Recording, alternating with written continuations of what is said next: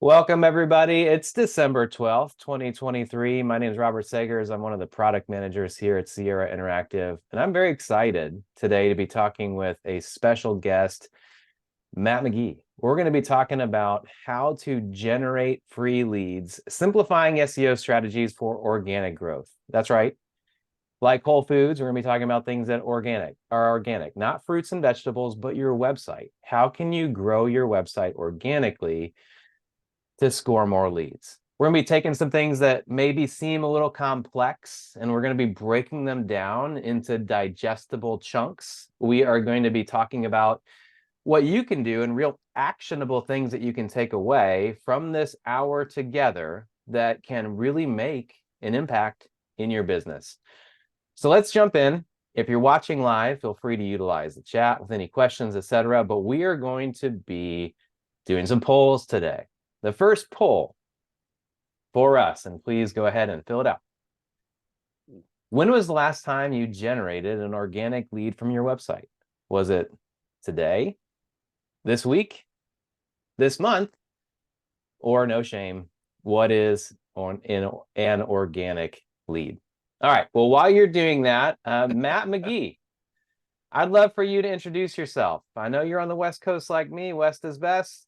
I would love for you to share a little bit about who Matt McGee is and what you do and why you're here. Sure. Well, thanks for having me, Robert, and to you and the whole Sierra crew. Happy holidays, and to everyone watching as well. Yeah, so I've been doing SEO since I started doing SEO back in the late 1990s, before Google was even a thing. So that way, folks that are watching know that you guys didn't just pull me off the streets this morning and Seinfeld and Friends, right? That's right. Exactly.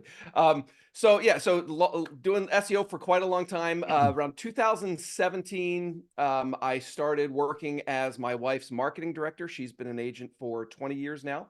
So 6-7 years now of being her marketing director, SEO, email marketing, social media, the whole 9 yards. My SEO career back in the day, I used to consult for companies as big as Target and the Weather Channel, but I love working with small business owners. It's just because the impact you can have and really making a difference in a small business owner's business and ability to generate leads and revenue.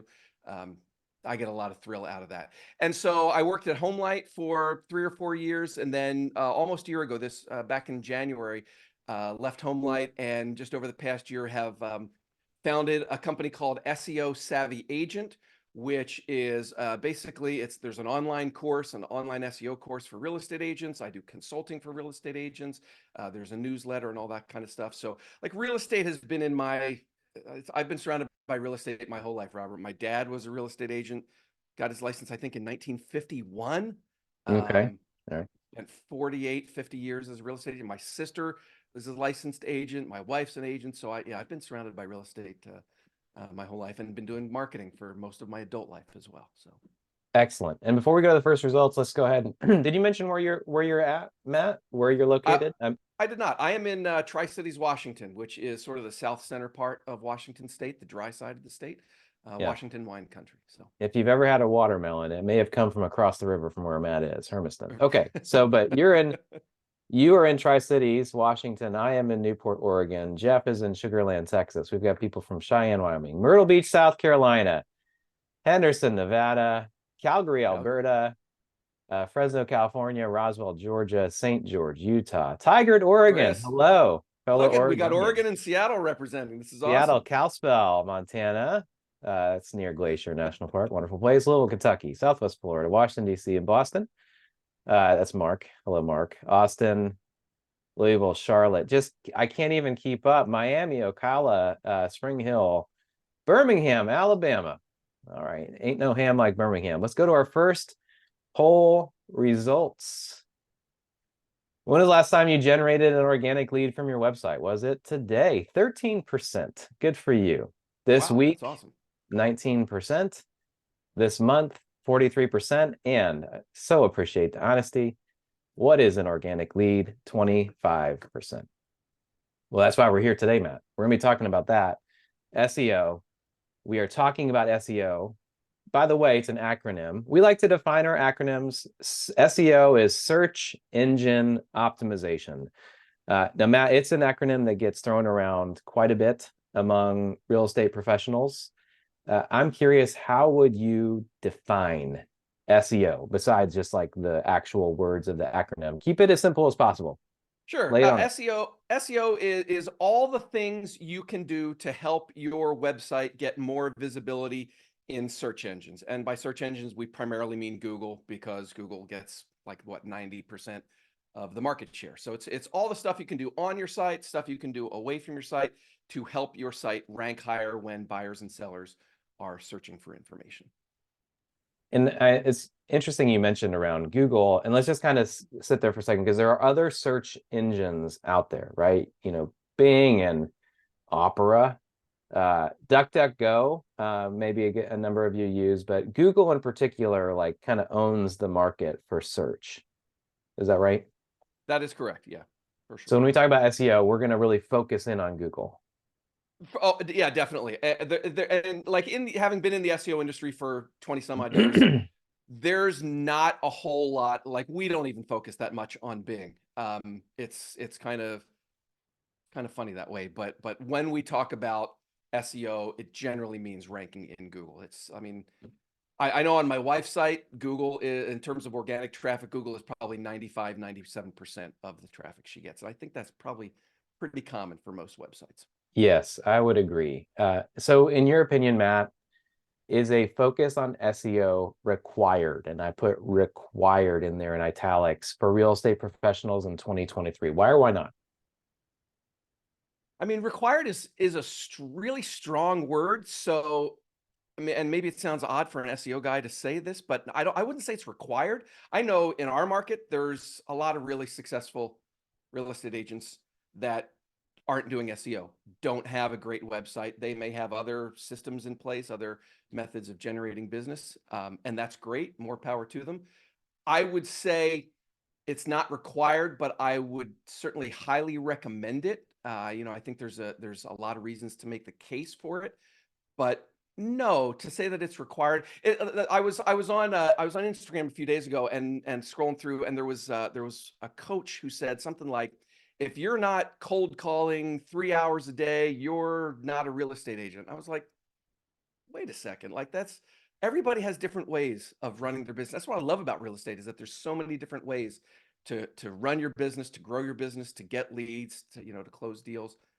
I love SEO. I love organic traffic. I love websites and content, but I would not say it's required. Highly recommended, maybe. Highly recommended, because it can make a huge impact, right? And we're going to be talking a little bit about what that will look like as we go forward. But first, our second poll. Are we ready for the second poll?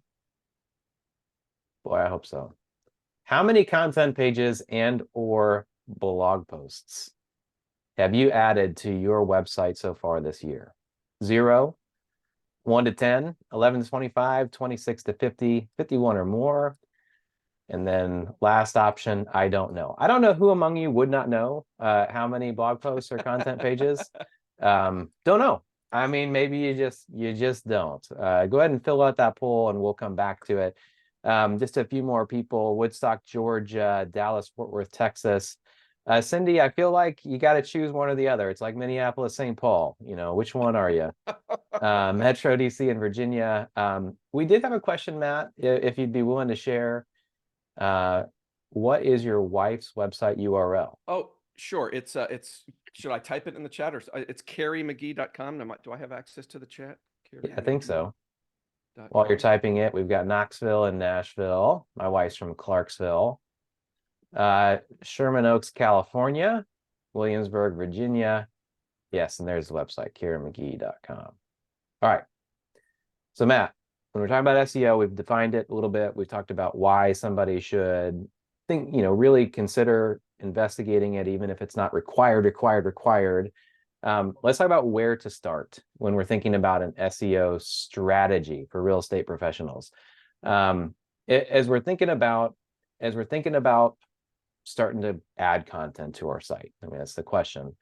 Should I just start, if I come away from this webinar, Matt, and I'm like, SEO is the thing, like I'm going to start writing relevant content, etc. Should I just start ride that in the moment inspiration, kind of like, from the couch to training for a marathon, start spamming my blog with chat GPT articles or whatever, right? Or is there somewhere I should begin? Like, where's my first step? I think if you do that and just start, throwing stuff on your website, that would kind of be like a buyer wanting to go out and see houses and write offers without getting pre-approved, which we all know is not the way to do it, and that's also not the way to do it in SEO. So no, you shouldn't just start, posting stuff randomly. That is not the path to success. So I would say there's two things here in terms of getting started. Is number one, you need to understand like what Google is looking for, and you need to understand how buyers and sellers search. So like get your mindset wrapped around what Google wants and what buyers and sellers want, because your job is then to give them that information, right? Put that on your website. So Google does not tell us, Google doesn't share its ranking factors. There's not like some master list, here's the 50 things or the 100 things that determine how we rank a website. And real quick, why They is that? Why does Google not just share it out? Because if they did, like, you know, everybody would do the same thing. Everybody would spam all the results. Folks that have access to more money and more like technical prowess, like to use bots to, spin up multiple websites, all this sorts, like it's called black hat SEO. Like if Google told those people how it ranks web page, like they would just go nuts and dominate the search results, and Google doesn't want that. You and I don't want that either as searchers. So yeah, that's why they don't. Right. So can I do a screen share real quick? Is I that can't wait. possible? Let's see it. Okay. All right, let me see if I can get this. So just in terms of content strategy. All right, is everybody seeing that? I put together, this is not like I don't have a formal slide deck, but I did put together a couple slides just to talk about this idea of getting your mindset right and getting the things, getting your brain wrapped around how to begin. So like I said, Google does not have like a list of ranking factors, but they do tell us what kind of content they are looking to rank highly in the search results. And it's marked by this acronym EEAT. So did you know, maybe we should, I don't know if we probably can't do a quick poll question, but did you know that Google pays people around the world to do searches and grade its search results? These people, they have like 16,000 people there, and like I said, in every continent around the world, every inhabited continent. They're called search quality raters. And this was a new thing to me, by the way. I'll just say Was it that. real? Okay, yeah, this has been around for quite a while, but only in the last, I would say, 16,000. 16,000 around the Okay. world, and only in the last probably 5 to 7 years has Google like really like been willing to talk about that this is a thing. And so you can go online. You could go to Google right now and do a search for search quality rater guidelines. They publish, and it's the thing that you see on the left there. It's like a 200-page PDF. So if you wanted to become an SEO, you could read that. It might put you to sleep. It's really boring, but there's a lot of fascinating info in it if you're someone like me who lives in the SEO world.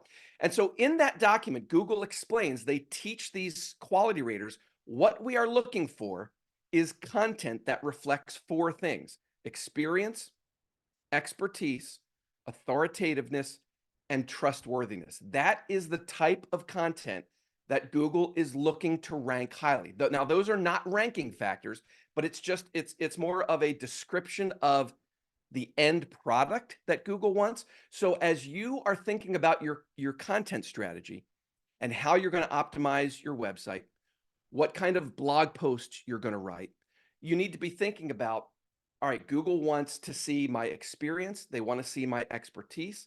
They want to see my authoritativeness, and they want trustworthiness. So all that stuff. And like when I talk to real estate agents, I always say this, like you could be the best real estate agent in your market. You could have the most experience. You could be the #1 real estate expert in your market. You could be the #1 real estate authority, the #1 most trusted real estate agent in your market. But if your website doesn't reflect that, it's not going to rank highly. Google doesn't know that unless all of that EEAT is on your website. So that is what Google is looking for. So as you put together your content strategy, as you're getting started, you need to keep that in mind. Like, is what I am putting on my website showing EEAT?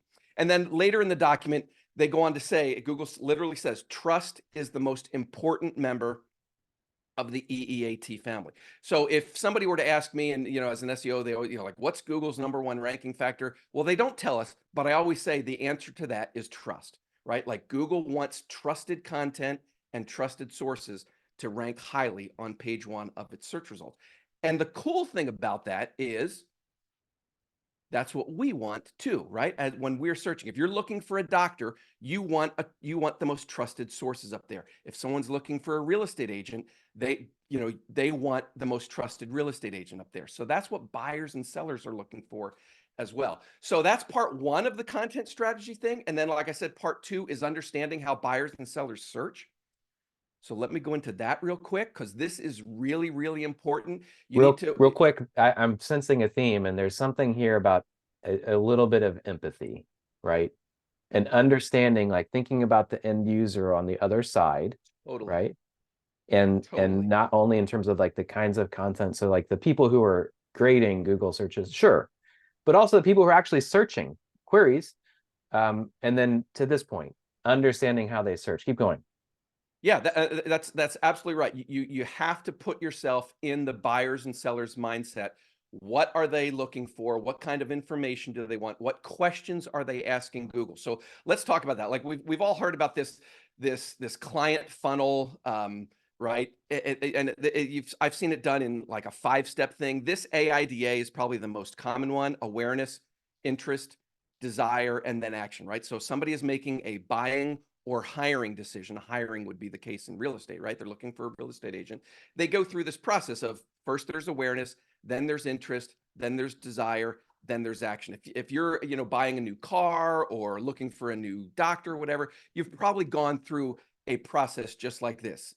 So how that applies to real estate in the real estate journey and how they search is, there's certain keywords, there's certain ways that both buyers and sellers search, right? Whether you're a buyer or seller, if you're looking for a real estate agent in Tucson or Fresno or Boise or wherever, you're probably at some point going to type in location real estate agents. And when I say location on these slides, I mean like your city name, your town name, your county name, however buyers and sellers search in your area. So like I said, Tucson real estate agents or St. Louis real estate agents.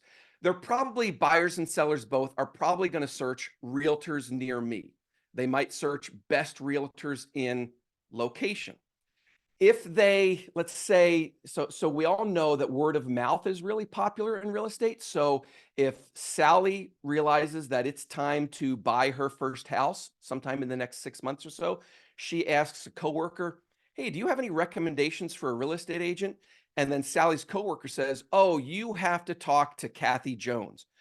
Well, Sally's probably going to get on Google and type Kathy Jones's name into Google and see what comes up. So your name or your business name or your team name is a keyword as well. And then a lot of buyers and sellers both will search for location housing market. So these are some of the keywords at different points in that AIDA, different points in the real estate journey. These are some of the things that buyers and sellers are going to type into Google. Now, buyers and sellers will also have some very specific things that they do differently.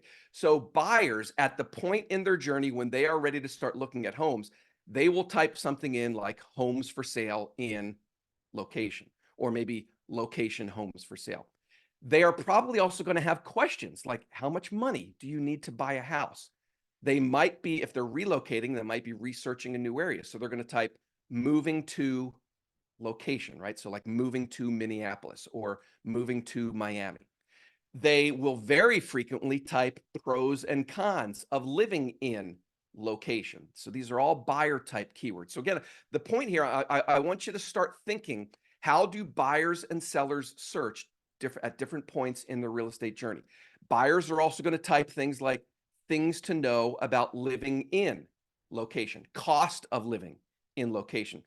If they are debating between two cities or two towns or two states, they might type location versus location, cost of living. So if somebody that wants to move up here to the beautiful Pacific Northwest, they might type Seattle versus Portland, cost of living.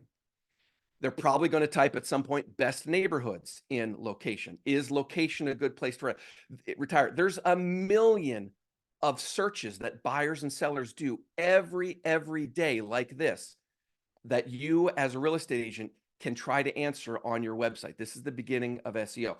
Flip it over real quick to the seller side. They're going to be typing things like, what is my home worth? Do I need a realtor to sell my house? How to sell my home fast? How to get my home ready to sell, right? So curb appeal, what kind of upgrades do they need? Home upgrades that add value. Is now a good time to sell my house? Selling my home, how much will I make? Do you pay taxes when you sell your home? Why now? And if they already have their house listed and it's not selling, they might go to Google and type, why am I not getting offers on my house? So that's just some of the ways, and I'll stop sharing there in case you want to follow up on it with any of that. That's just some of the ways that buyers and sellers search at different points during that AIDA journey. And so as a real estate agent, as somebody that has a website and wants to get those people that are searching to your website, it's all about answering those questions and providing that information on your website. So interesting thing. And so there's an empathy component, but we're not going to spend probably all our day trying to become every buyer and seller out there and think about everything they might search for. So what are some tools that people can utilize to be able to do some keyword research to be able to get them started thinking about content to add to their site that's relevant? Sure. Yeah, I mean, there's a whole bunch of good, solid keyword research tools out there. And maybe we should put some URLs in the chat. If you were to hire an SEO consultant or an SEO agency, or if you have a marketing person on your staff and you want them to start doing keyword research, you'd probably begin with tools like Ahrefs, which is ahrefs.com. There's another one called semrush.com. Those are two, very pro level keyword research tools. Those are what I would use with a client to get started. They're kind of expensive. They run generally, even at the lowest plan, they run about $125 a month. They have free trials though, I think like a week or 14 days. So if you're really organized, you could probably do all of at least your introductory keyword research during the free trial period and get away without having to, spend the money. And you certainly don't need to use it month after month after month. So those are some tools. There's one called alsoasked.com, which sort of is like a keyword research tool that shows what questions people are asking on search engines. There's another similar one called answerthepublic.com. So there's all kinds of tools, but I like to say there's some pretty cool free keyword research tools that Google provides. So can I show like something that I did with Google Trends here real quick? Yes, absolutely. And just for those of you out there who are a little more like budget oriented, budget conscious, and no shame, line up your free trial time with the time when you or somebody on your team can really investigate some of those keywords, kind of like your free trial of, Fubo or whatever to watch the Oregon Ducks play. You use it well. Yeah, exactly. And like I said, if you do it, if you're organized about it, you can probably get a ton of keyword research done, maybe even get it all done within the free trial period for sure. So let me go back here real quick and just because I put together a couple examples of that. So keyword research. So with my wife's website, this goes back to 2017, 2018. I knew that I wanted to provide to her website to be a great source of information about the Tri-Cities market, right? Like market, like monthly market updates, what's happening, with inventory and home prices and all that sort of stuff. But I didn't know, should we be optimizing for Tri-Cities real estate market or Tri-Cities housing market, right? Like, which is the keyword that people search more often in this area? So I went to Google Trends. I don't know if you can see this clear enough. I hope so. But up in the upper right, it says I set Google Trends to search for Washington searches, because that's the state we're in, from 2004 to present. I compared housing market versus real estate market, housing in blue, real estate market in red. And you can see that over the last 5 or 6 years, blue, housing market, has become the more popular search term. And then down below, further down on Google Trends, further down on Google Trends, it even shows that here in my market, down here where I've got it highlighted in red, Yakima, Pasco, Richland, Kennewick, housing market is 62% frequent search versus real estate market 38%. So, and Google Trends is free, and it's just a really easy tool that helps you, should it be kind of, if you want to compare search volume of one term versus another, it's a really easy way to do keyword research. So we have optimized Carrie's site for Tri-Cities housing market. If you go and do that search right now, I haven't checked in probably 3 or 4 weeks, but we should rank #1 for Tri-Cities housing market because we've been focusing on that keyword for quite a while. I also like to say you can do a lot of keyword research right in Google search results. So here's a search for living in Boise, Idaho. This is one of those common terms that I showed a minute ago in the slides. Somebody that's thinking about moving to Boise is going to type this kind of term into Google. So, and we talked about, like I just said, like it's really important to understand the questions that people ask, like what are they asking Google when they get online? Well, Google tells you right here in this number, right here, I've got the #1. This people also ask widget. Is Boise, Idaho a good place to live? What are the pros and cons of living in Idaho? Why are so many Californians moving to Boise? Now, not all of these are going to be good questions that you should answer on your blog, but certainly some of them are. Over on the right side in #2, you've got this things to know section. What are the cons of living in Boise, Idaho? That might be a good article to have on your blog if you're a Boise real estate agent. Salary needed to live in Boise, Idaho. So all this stuff, right? Like Google is telling you what are the common topics and common questions that people are searching about living in Boise, Idaho. So this is a great tool for keyword research. And then #3 up at the top, right? That little, the search bar where you type your term. If you put, you've probably seen this before. If you put your cursor in that search bar, Google autocomplete will kick in and you'll see something like this. And again, not all of these are going to be good, relevant terms, but some of them are, right? So again, living in Boise, pros and cons, worst things about living in Boise, cost of living in Boise. So this is like Google is another way to get ideas for, for primarily, I would say in this case, primarily for blog articles that you should be writing, topics that you want to address on your blog. So those are all different ways that you can do keyword research. It's really helpful. And right before we go to our poll results and we start talking about blogging, 2 things. One is, why are so many Californians moving to X is probably a question that's being asked everywhere, because it seems like everyone I talk to across among our client base in the United States and Canada are talking about there's so many Californians moving in. And the second thing is, I just want to take a pause and say, do you see how, like, there's no, magic hat and there's no, magician's wand that Matt is pulling out to say, here's the thing that nobody has known, and I'm going to unlock the mysteries of the universe to you. When we're talking about SEO, it's like thinking about what people are searching and then using tools to do the same, right? Yeah. And then the next step being, okay, once you've identified some of those things, well, let's talk about blogs after we do our poll 2 results. Let's look at our results about blogging and see, for those of you out there, if you're writing, how many content pages and or blog posts have you added to your website so far this year? 0, 15% of you. Between 1 and 10, about a quarter of you, 26%.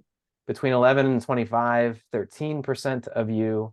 26 to 50, 19% of you. Now, we are coming near the end of the year, Matt. So, when you talk about this year, might be different results in January.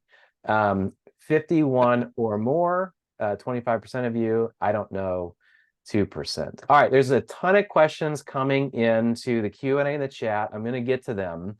I just want to ask you first, Matt, and then we'll start talking about some of those questions. Blogging, it was really hot in 2006, right? Does it still matter in 2023?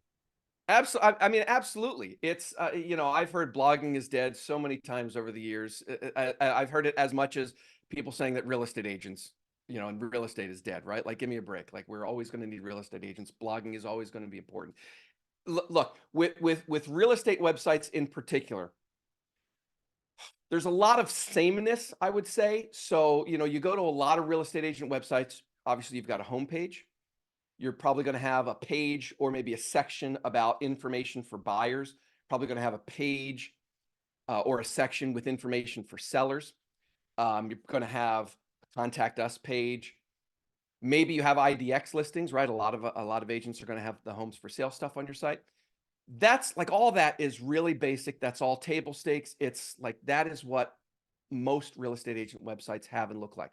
A great blog is what separates you from the pack. A great blog is what a lot of real estate agent websites don't have. And a great blog is two things. Number one is where you're, like, most of those keywords that I just went through, on the slides, those questions that people are asked, you're not going to answer that on your homepage.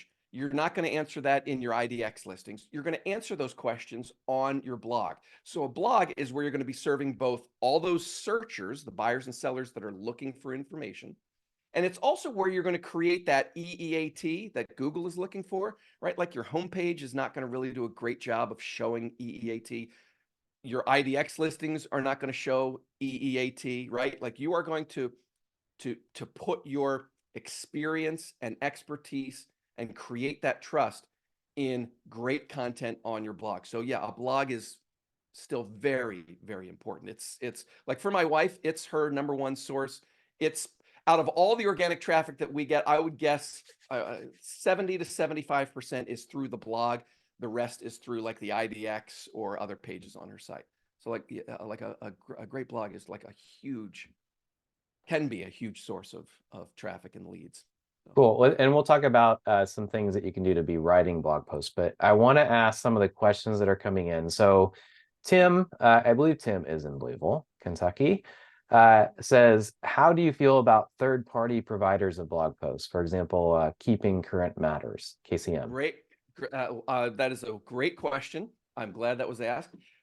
So we use Keeping Current Matters on my wife's site. I'm a huge fan of Keeping Current Matters, but I never, ever post their articles word for word. I primarily use them as a source of ideas. If we do use their articles without, like, for anything more than just an idea, I will always try to, like, localize or customize at least 50% of the article. Here's why. Keeping Current Matters has, what, thousands, tens of thousands of customers that are getting access to these same articles.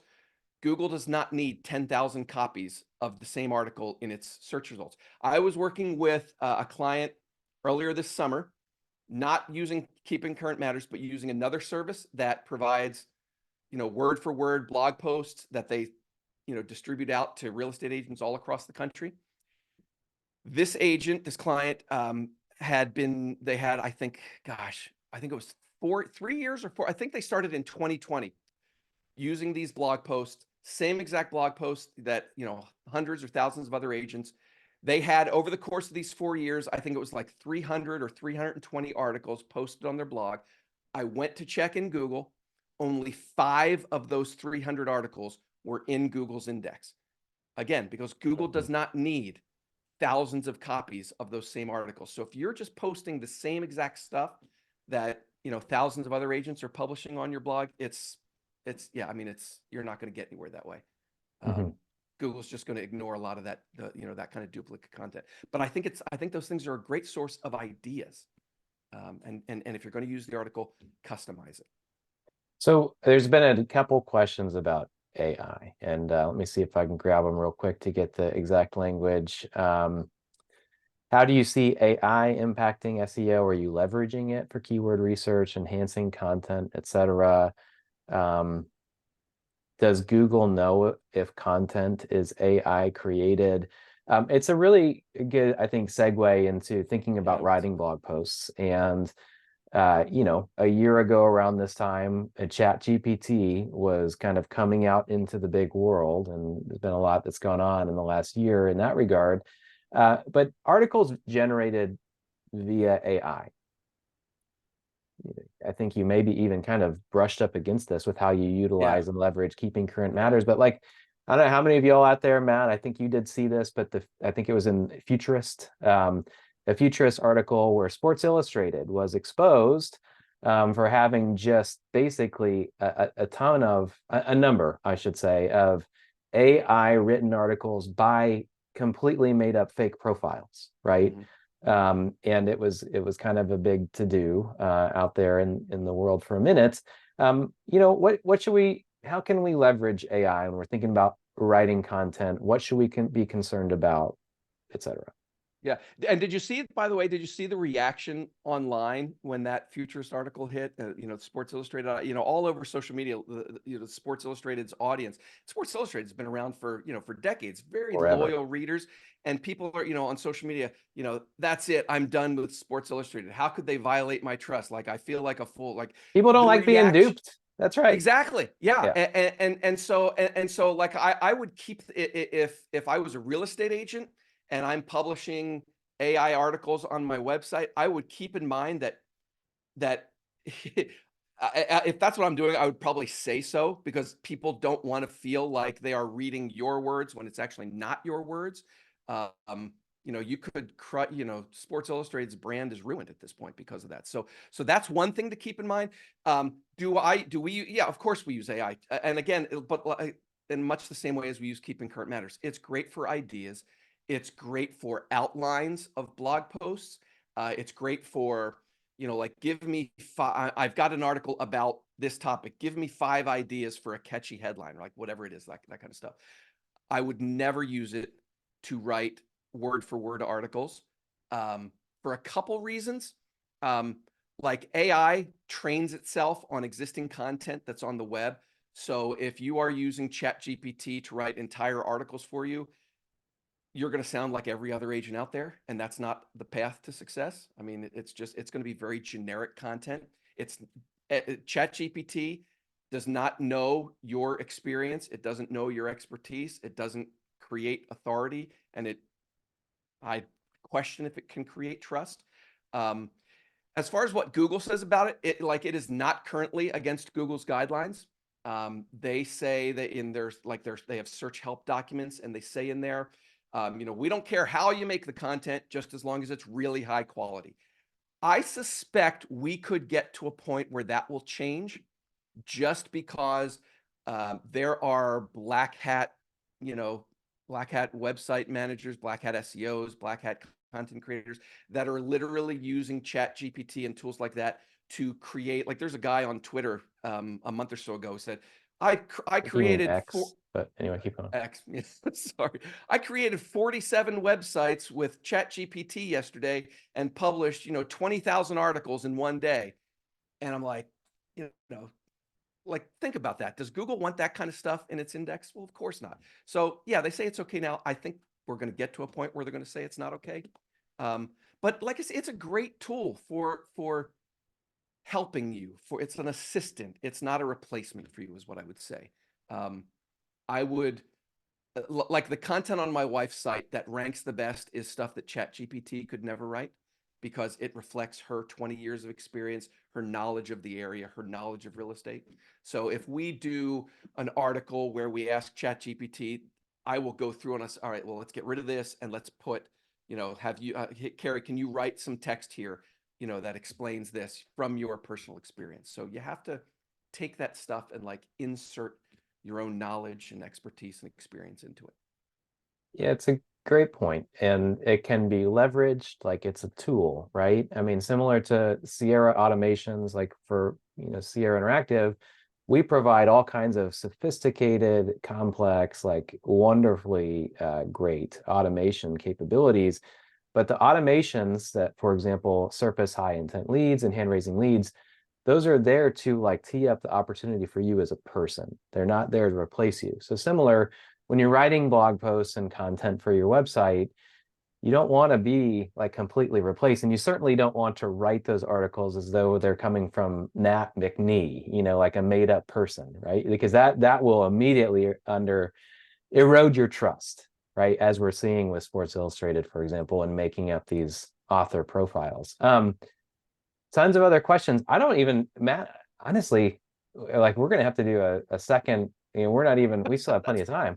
We're gonna have to do a second webinar just to get to all the questions. I'm game for Just whatever you need. on the point of AI, Gabriella asks, do you think Google will flag or let the user know an article was written with AI?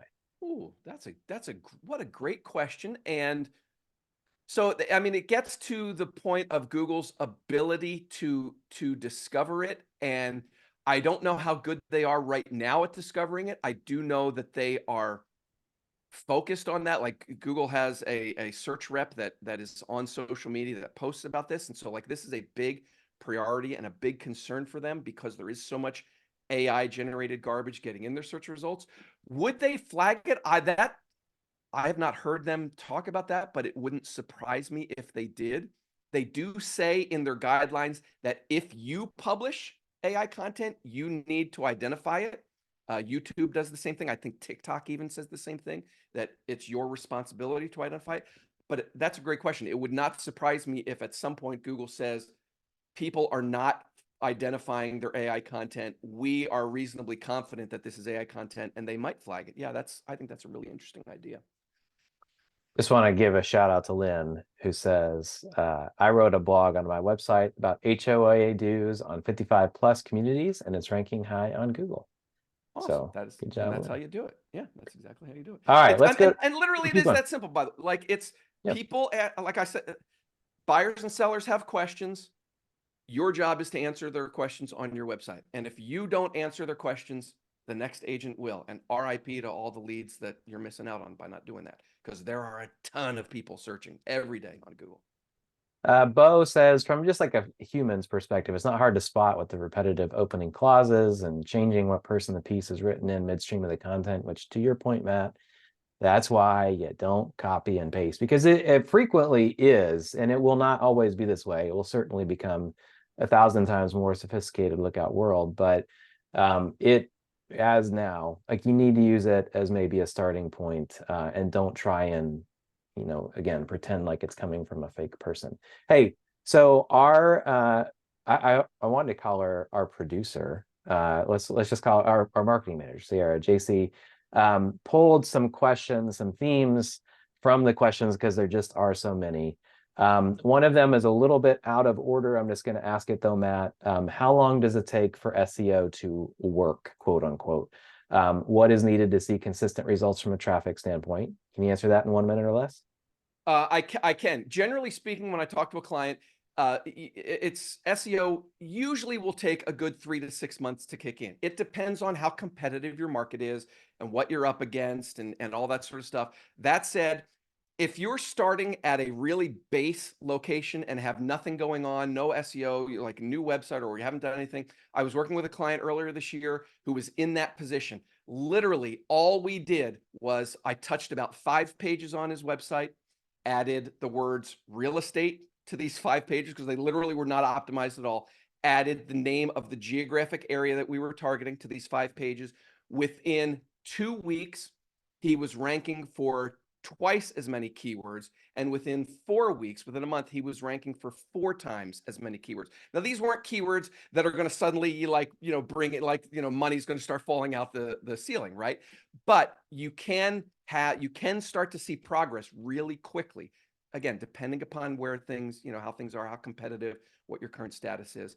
Generally speaking, it's not an overnight thing. It takes usually a good 3 to 6 months to start seeing significant results, I would say. Yeah, there are no immediate quick results that, just flip a switch and all of a sudden I have SEO, whatever, right? Right. Like we're Again, talking because about, go ahead. because again, Google wants to rank trusted content highly. You're not going to earn Google's trust overnight, right? So like it takes time and consistency. Another question theme pulled from JC was, how does YouTube play into SEO strategy, overall video impact? Like questions about video, for example. Yeah, another wonderful YouTube owned question. by Google. Yes, number 2 search engine in the world. It's not a social network. It is a search engine. It's a video search engine.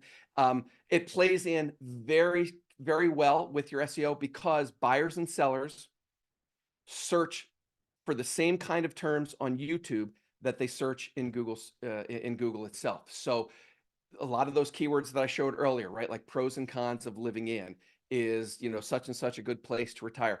They will go to YouTube and look for videos with that same information. So if you are already doing video content, take the transcripts and optimize that and put that on your blog. If you're not doing video content, take your blog posts, turn them into videos, put those on YouTube. There's a whole lot of it's very complementary, I guess is the way I would say it. There's a lot of overlap in how buyers and sellers search on Google and how they search on YouTube. So your content, will fit both places as well.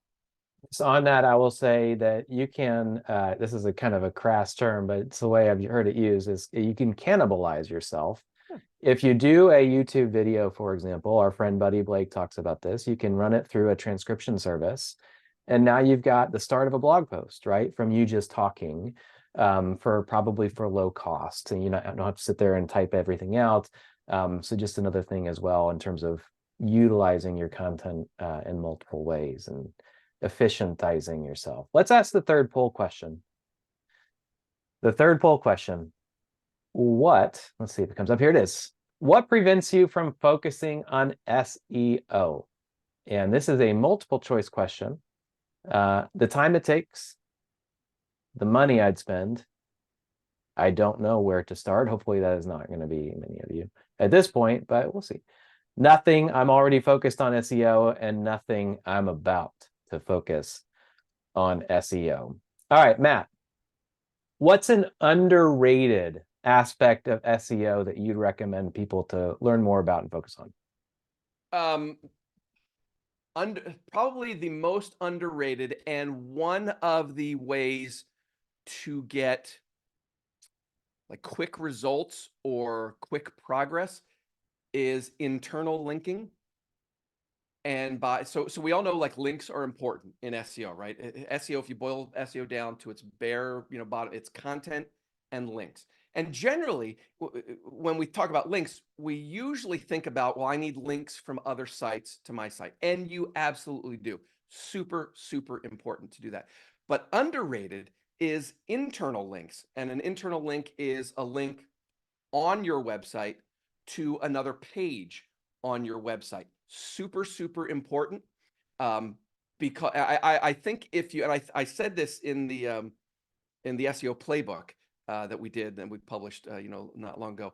If you did a poll of 100 SEO pros, I would bet that probably 75 to 80% would list internal linking very highly on their list of underrated SEO tactics. So I'm going to do one more screen share just to sort of show what I mean so that people understand what we're talking about when we talk about internal links. So this is a recent blog post on my wife's website. This is one of her monthly market update blog posts. So you can see, new construction is holding steady, represents about 44%, blah, blah, blah, blah, blah, blah, blah, right?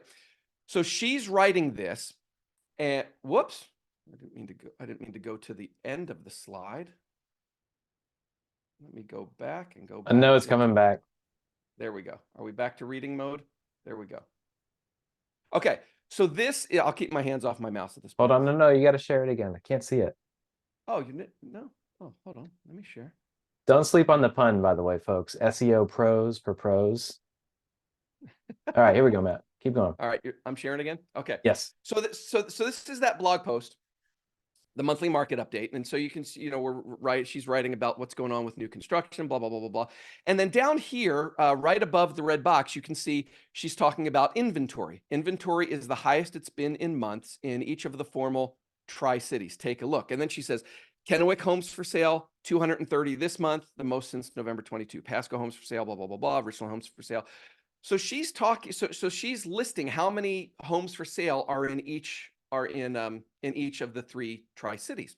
And so I'm thinking, all right, Well, we have a page on our website. It's in the IDX system where all of our Kennewick homes for sale are listed. We have another page where all of the Pasco homes for sale are listed. We have another page where all of the Richland homes for sale are listed. So I turned her text when we're optimizing and putting this into her website. I turned those text into links. The word the Kennewick homes for sale, that links to the page on her website where you can find all the Kennewick homes for sale. Likewise Pasco, and likewise Richland. And that tells Google, and so the text of those links, what you're looking at in blue, is called anchor text. And anchor text is the words that make up the clickable link. Whenever possible, you want to use a keyword in that anchor text. So Kennewick Homes for Sale is a clickable link that tells Google, hey, this page that we're linking to is about Kennewick Homes for Sale, right? Like that's the topic of that page. This other page that we're linking to, the topic is Pasco Homes for Sale.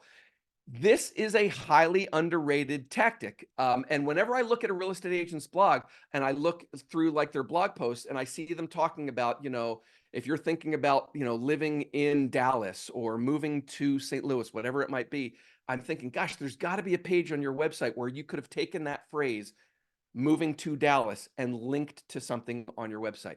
So as you are creating content, whenever you can, look for places in your pages, in your blog posts, to link to other pages on your site and use the keyword that that other page is about. Did I do a good enough job explaining that? Does that make Perfect. sense? No, I mean, that's the kind of stuff that. Yeah, it's highly underrated. It's not utilized enough. Perfect. I want to ask you, this is maybe some people have heard of this, maybe not, because we're kind of unearthing some things that, are very accessible and some things people maybe haven't heard of, and we're making them accessible. What is off-page SEO and why does it matter? Yeah, off-page SEO. So we've been focusing on things you do on your website, right? Like Yes. blog posts and all this. So off-page SEO is everything that happens away from your website that impacts how it ranks and visibility and search engine results. So off-page SEO, I primarily think of in a couple ways. Number one is links from other sites. So it's really important to get links from other sites to your site. You can like trade links with business partners. Like if you have a favorite lender or favorite title company, whatever like that, if you have a favorite painting company that you recommend, a handyman service that you use when you're getting a new listing ready, doing repairs, that kind of stuff, you can trade like that. That's a way to get links to from other sites to yours.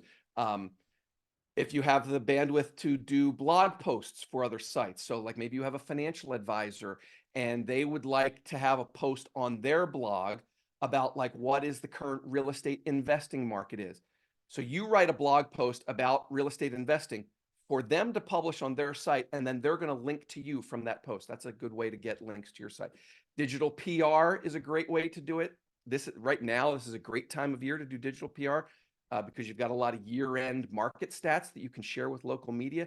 So if you get some coverage from local media outlets, they will often link to your site. And then the other big thing with off-page SEO is your Google business profile, GBP. Really, really important. When I showed all those keywords that buyers and sellers search, your GBP comes into play whenever they type things like real estate agents location or location real estate agents, best realtors in location. All of those when a buyer or seller is doing a Google search for an agent specifically, your Google business profile will come into play. So it's really important to claim that, optimize it, right? Like fill out all the fields of information, give Google all the information at once for your business profile so that you have a better chance of ranking when somebody types real estate agents in city name, best realtors in city name or county name, whatever it might be. So those are probably the two primary things with off-page SEO. Perfect. Links, Google Business And I want to shout out this comment from Mark, and I say it because he's aiming it to you. He says, Matt, kudos on your do follow link from Moz.com on your wife's site. Link envy. So already you've got somebody out there snooping KarrieMcGee.com. But I just want to say that knowing Mark and having been around Sierra for a minute, knowing Mark, that is a high compliment. So When he Thank you, hashtags Mark. link envy in Zoom. That's a big deal. Thanks, Mark. All right, we are going to have to let's just get right down to a few different things. We have covered so much, and there's so much that we didn't cover, but what we talked about today in even greater length is included, Matt, in the SEO playbook that you and Sierra co-wrote. We published a couple weeks ago. If you were watching this live, we're going to send you the recording of this. I know a number of you asked about that. The recording is coming. We also are going to send you that SEO playbook. It's going to have this information and more, and it will have a checklist to get started. But I want to, Matt, together live, talk about, let's just like quick bullet point recap of the most important things to consider with an SEO strategy. So let's just go through the list, checklist as a recap. So I would start with understand what kind of content Google wants to rank highly, right? That EEAT that we talked about. So keep that in mind as you're working on your content strategy. Understand how buyers and sellers search, because your job is to create content that answers those searchers. So that's where keyword research comes into play, understanding how buyers and sellers search. Build your content strategy around those two things, what Google is looking for, what buyers and sellers are looking for. Blog, like your blog is really, I can't emphasize this enough, blog regularly. I think I saw somebody ask a question like how often. I would try for, if you can, at least once a week, right? Like make that a goal. If you can do more, great, but try for at least once a week if you can. Focus on long tail keywords, right? Especially a lot of those keywords that I showed on the slides. Those are things that are not super competitive. They will give you really good opportunities. We didn't talk too much about on-page SEO, right? Like optimizing your homepage, optimizing your IDX listings. That's in the playbook. So make sure you take a look at the playbook when Sierra sends that out. That's really important. And then I would say Google Business Profile I would put that on my checklist already as well. I think that's really, really important to cover those searches when they're doing location real estate agents in location, that kind of stuff. Your GBP comes into play for that kind of search. So that's what I would put on my checklist. Perfect. And Matt, so we have kind of a one takeaway. What, beyond the checklist, what piece of advice would you give to anyone who's ready to take the next steps with SEO? So is there a blog? Is there a website? Is there a YouTube channel, etc.? We've mentioned the SEO the getting started guide. That's going to be a huge part of it, right? So we'd point people to that. It's got a checklist, etc. That's coming your way. Anything else you'd point people to out in the big world to learn more? Sure. The SEO playbook is sort of like a Cliff's Notes version of my real estate SEO course. So if you're like the DIY type of agent, I would welcome you to sign up for that. There's a community where you get free support from me and all that kind of stuff. I would invite people to. I started doing a newsletter about 4 or 5 months ago. Subscribers are in the triple digits right now. In 4 or 5 months, only one person has unsubscribed, and people are raving about the newsletter. So I would encourage anybody that wants to like follow, like I say in my landing page, like I keep track of what's going on in the marketing world, so you don't have to. So I would invite people, if you want just like to get a weekly recap of things you need to know related to SEO and digital marketing, that's probably where I'd go. And all that's available at SEOSavvyAgent.com. If anybody wants to reach out to me directly, my email address is matt@SEOSavvyAgent.com. I'm happy to answer questions, talk. I could talk. And somebody can find you on social media where? I think on everyone it's at SEO Savvy Agent. Yes, perfect. And Cindy says that she is a subscriber to your newsletter, and she says love it. And again, knowing I know Cindy, and that is a high compliment. I will say that. Well, thank you. I appreciate excellent. Listen, this has been wonderful, Matt. Thank you so much for sharing so much knowledge. Yes, and thank you for sharing the playbook. Amazing. Listen, if you're on here and you are not yet a Sierra Interactive client, be sure to schedule a demo. We're going to show you how our websites are optimized really to leverage SEO, all kinds of ways in which that's possible, and how well positioned you will be with your Sierra site to take advantage of some of the things that we talked about today. Also, when you do that demo, mention this mastermind. It'd be super awesome. If you enjoyed this, be sure to sign up for our masterminds and webinars, join the next one, and send your feedback, any questions or anything that you want to see people talk about here at Sierra. Send your messages into hello@sierrainteractive.com. Thank you, Matt. Thank you to all of you who Thank you, joined Robert. live, and we'll see you next time.